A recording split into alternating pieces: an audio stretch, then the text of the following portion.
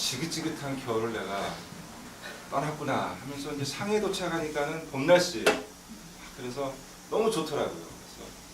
그래서 중국 여정을 마치고 일본에 가니까는 거기 이제 벚꽃이 피면서 이제 사쿠라가 피면서 너무너무 좋았어요.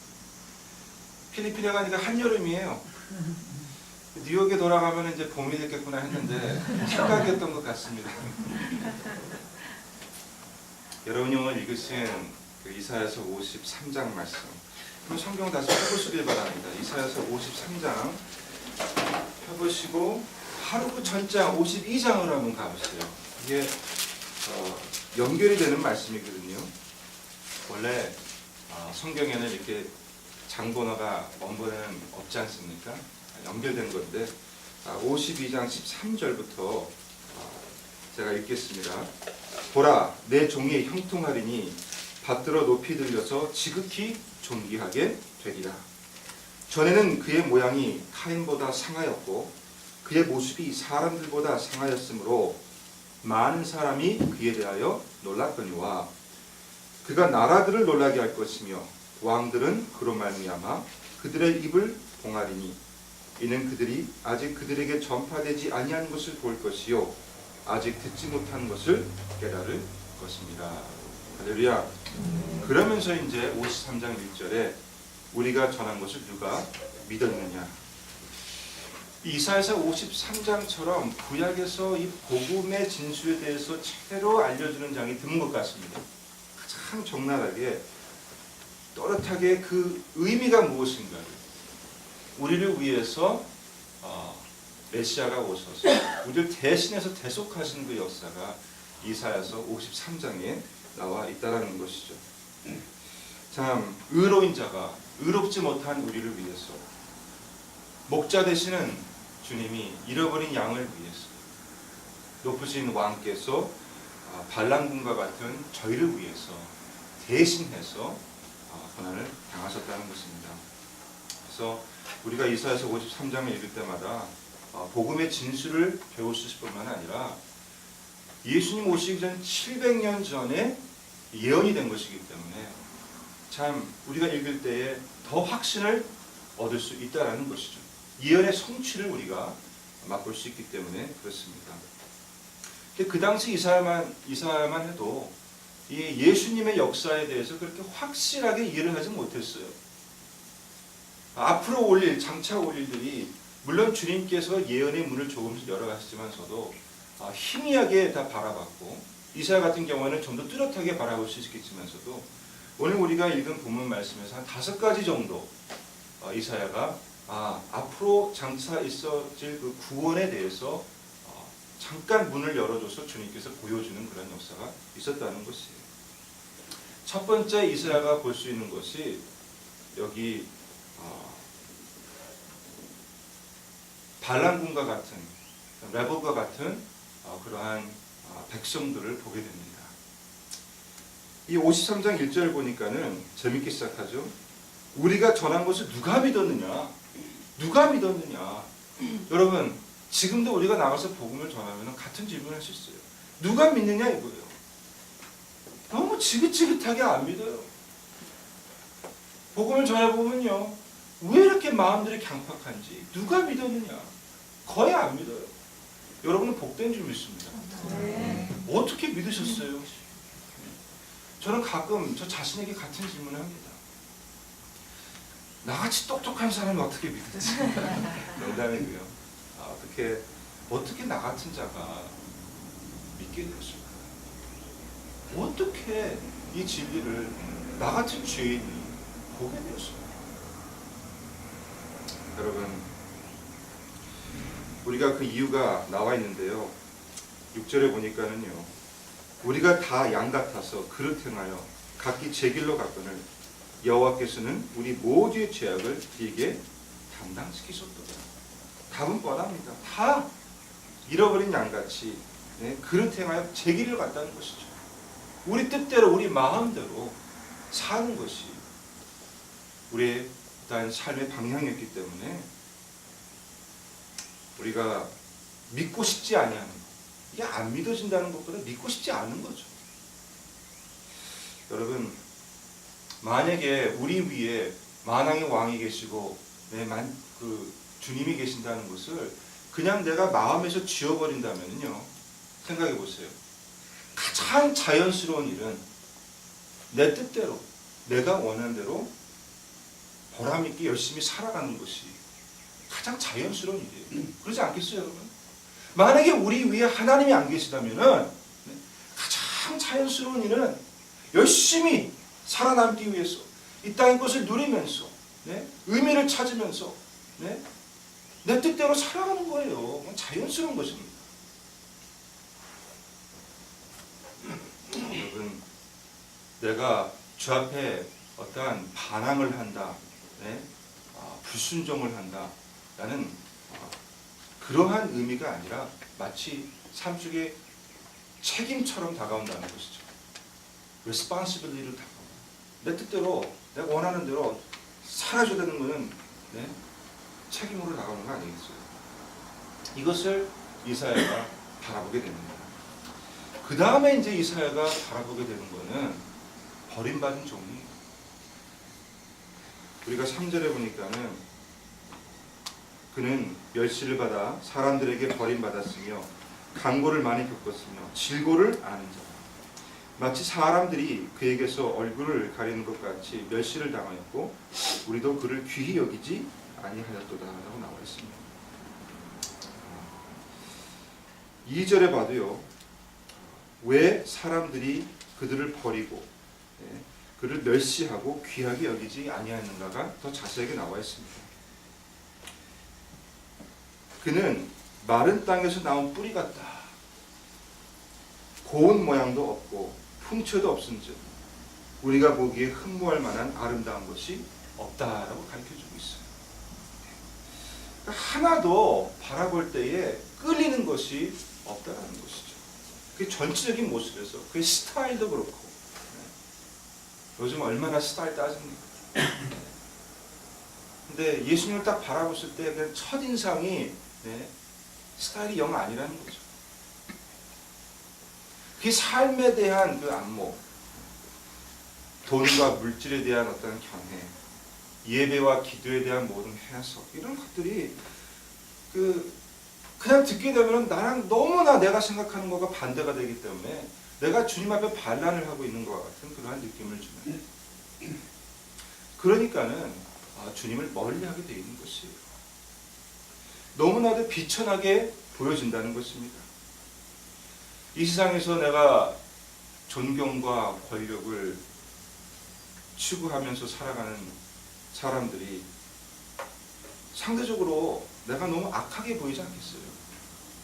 그리고 참 가난 속에서도 만족하시는 그 주님의 모습을 바라볼 때에 더 많은 것을 얻으려고 하는 우리의 모습이 너무나 어리석게 상대적으로 보여지기도 하고, 남을 향한 그 주님의 희생이 편안함을 추구하는 우리들에게는 너무 우리 자신이 이기적으로 보인다는 것입니다.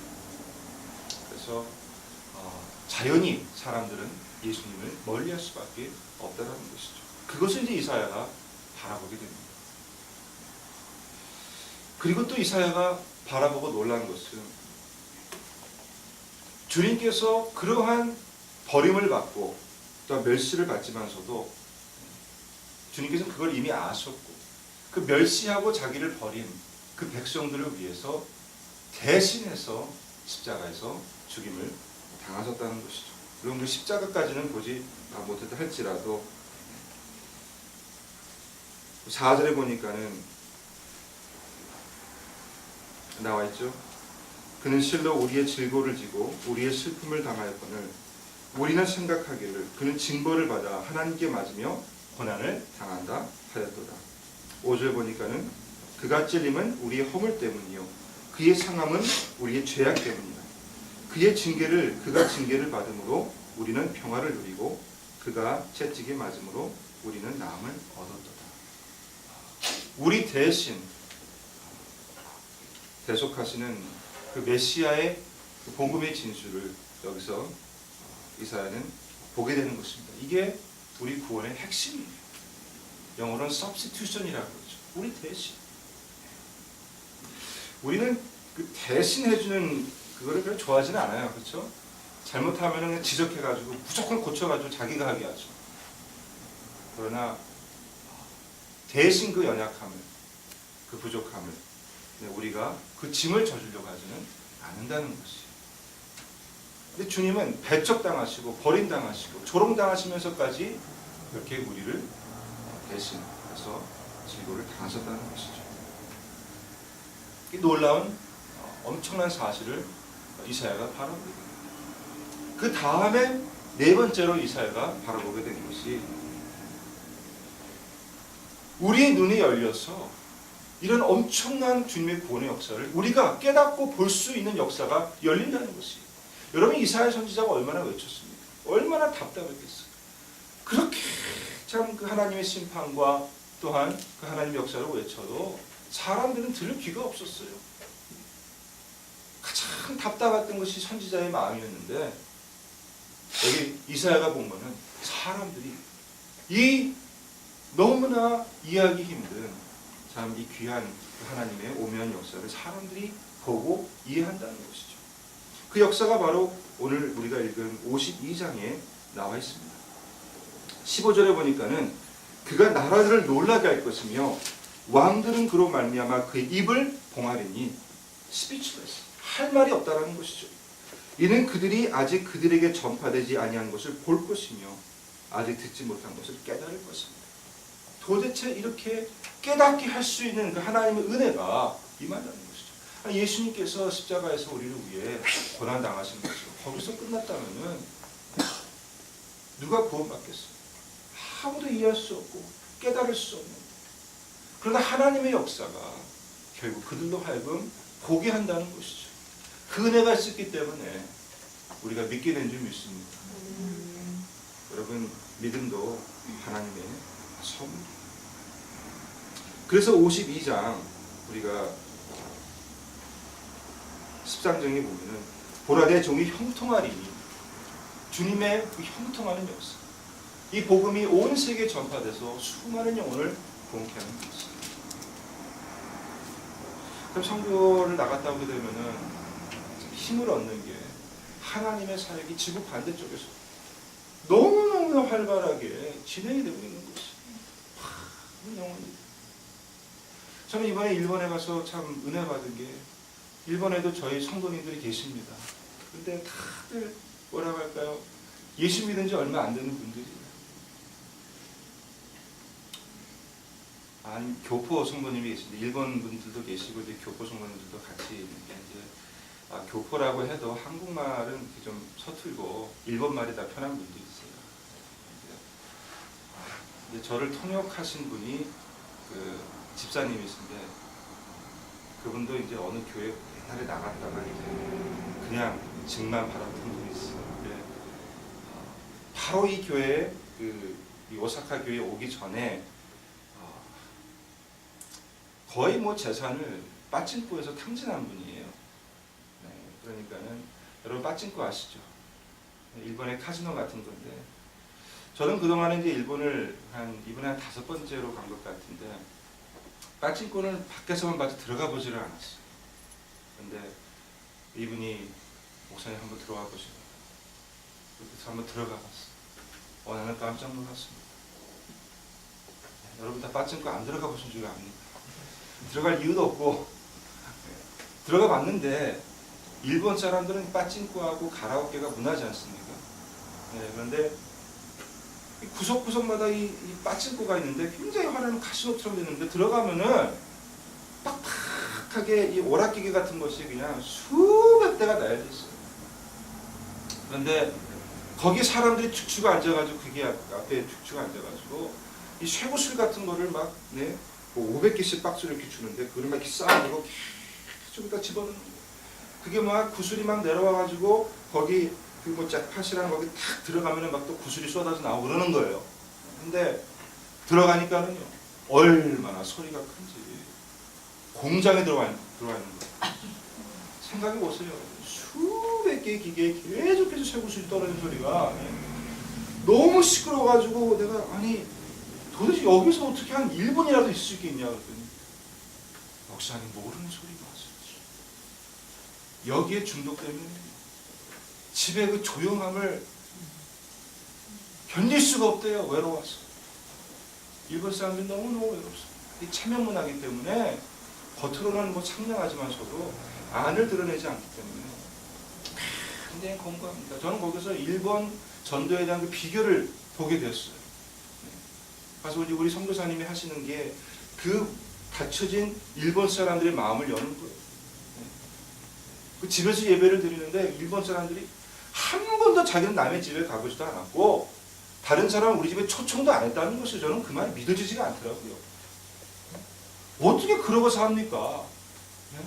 우리가 서로 집에 초청도 하고 마음도 열어놓고 속이는 것도 열어놓고 얘기하는데 일본 사람들은 거기에 대해서 전혀 익숙하지가 않은 것이죠. 그러니 먼저 마음을 열어놓고 얘기하니까 너무 불편해하다가 나중에 자기 것도 열어놓을 수 있고 거기에서 치유가 일어나는데 그래서 이제 다 복음을 믿고 교회 참석하시는 분들인데 하여튼 빠지고에 가야지 그 천둥번개 같은 그 소리를 계속 하루에 5시간, 8시간 아니면 뭐 12시간 넘어 듣고 있어야지 외롭지 않다라는 거예요. 그 공고함을 파악하게 됐어요. 여하튼 여러분 우리가 얼마나 우리 안에 참 여기 병든 자로 살아가고 있는지 주님께서 그걸 다 아시기 때문에 주를 향해 던지는 어떠한 그런 그 많은 그 조롱과 또한 주님을 때린 채찍질 이 모든 것을 다 받아들이고 주님께서 우리의 눈을 열어서 구원을 보게 하신 줄 믿습니다. 마지막으로 이사야가 본 것이 침묵이에요. 우리가 52장 15절에 봤듯이 참 그들이 그로 말미암아 그들의 입을 봉하리니 이는 그들이 아직 그들에게 전파되지 아니한 것을 볼 것이며 아직 듣지 못한 것을 깨달을 것입니다. 지금 별의별 소리 하는 사람들 바깥에 복음을 향해서 여러 가지 참 조롱을 던지는 사람들 결국에는 주님께서 그 입을 닫을 때가 오는 줄 믿으시기를 바랍니다. 할렐루야. 근데 저는요 그 일이 임하기 전에 예수님이 우리에게 보였던 것처럼 우리의 입이 좀 먼저 봉해져야 될 것 같아요. 주님께서는 십자가를 지고 가시면서 또 잡히셔가지고 참 심판을 받으실 때도 입을 열지 아니하셨어요. 자기를 변호하는 말을 하지 않으셨어요. 우리는 삶 속에 조금이나마 좀 억울한 일이라든가 힘든 일이라든가 섭섭한 일이라든가 이런 걸 당하게 되면 왜 이렇게 말을 많이 하는지 다 모든 것이 주님께로부터 오는 줄 믿습니다. 그러한 상황에서 우리가 어떠한 평안과 참 어떠한 모습을 드러내느냐에 따라서 그거를 타고 그 열매를 타고 복음이 증거가 되는 것인데 우리는 왜 이러지 왜 저러지 너무나 참 말이 많았던 것 같아요. 우리가 주님의 침묵을 배울 때 참 바깥에 우리를 위해 별별 소리를 하는 사람들의 그 입술이 가둬지는 놀라운 역사가 있게 되는 줄 믿습니다. 오늘 우리가 이사야가 본 우리를 위해 대속하시는 그 어린 양의 모습 속에서 발견한 이 복음의 진리가 우리 삶 속에도 적용되기를 주의 이름으로 축원합니다. 기도하겠습니다. 좋으신 주님 감사합니다. 예수님이 오시기 700년 전에 주님께서 이미 주님의 귀한 종의 눈을 열었어. 앞으로 이루어질 놀라운 그 구원의 역사에 부분들을 주님께서 보여주신 줄 믿습니다. 참으로 우리에게 너무나 귀한 이 말씀을 오늘 우리가 마음에 새기고 고난주간 우리가 주님이 우리를 위해 당하신 그 고난을 생각하면서 주님의 그 뒤를 진실하게 따라가는 저의 모습이 되게 하여 주시옵소서. 하나님 아버지